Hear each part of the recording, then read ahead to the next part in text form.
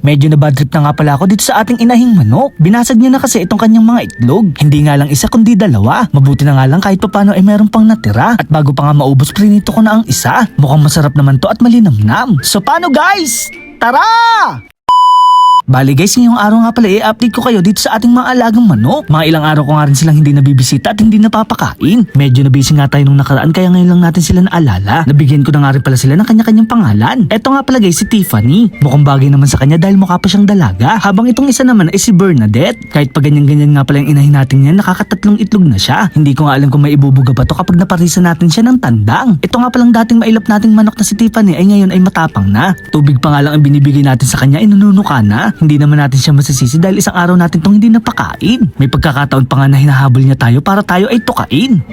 Char! Tinesting ko na nga rin pala guys na pakainin sila ng ibang klaseng patuka. Mga mais nga pala yung nadurog-durog na hinahalo natin dito sa kanilang pagkain. May nakapagsabi kasi sa atin na haluan daw natin ng ibang pagkain para hindi sila mabilis magsawa. Konti lang pala ipapakain natin sa kanila para hindi sila mabigla. Hindi ko na rin pala nilagay ito sa lalagyan para sa lupa sila tumuka. Kung dati nga ibinabala ko na lutuin sila, ngayon ay hindi na. Medyo napamahal na kasi tayo sa kanila at hindi ko na sila kayang saktan. Pagkakaalam ko nga pala sa mga manok tuwing umaga ay tumitilaok. Ito nga palang dalawa ay kahit minsan ay hindi ko man lang narinig. Sa mga eksperto nga pala sa pagmamanok, makikilagay naman sa comment section kung bakit. Medyo may kalusugan naman to si Bernadette. Hindi naman siya tumaba at hindi rin siya pumayat. Kung gaano ko nga pala siya nakuha ay ganun pa rin ang kanyang katawan. Wala na nga rin pala ako nakakapangbukol sa kanyang bandang puwitan. Hindi na siguro to mga itlog kaya pwede nang katayin. Ang masarap nga palang luto dito ay adobo sa gata.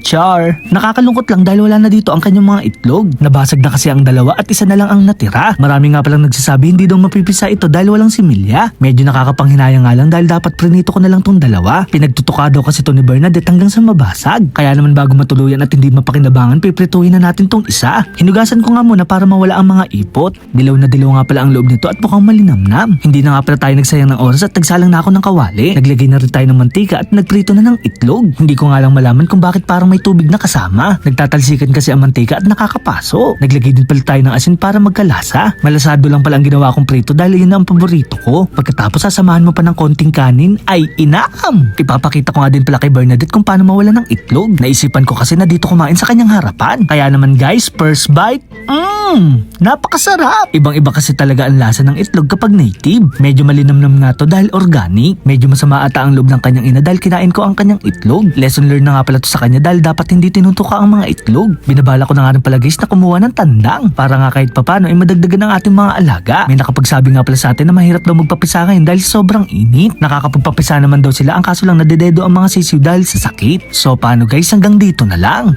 Maraming salamat sa panonood. Paalam! Yeah!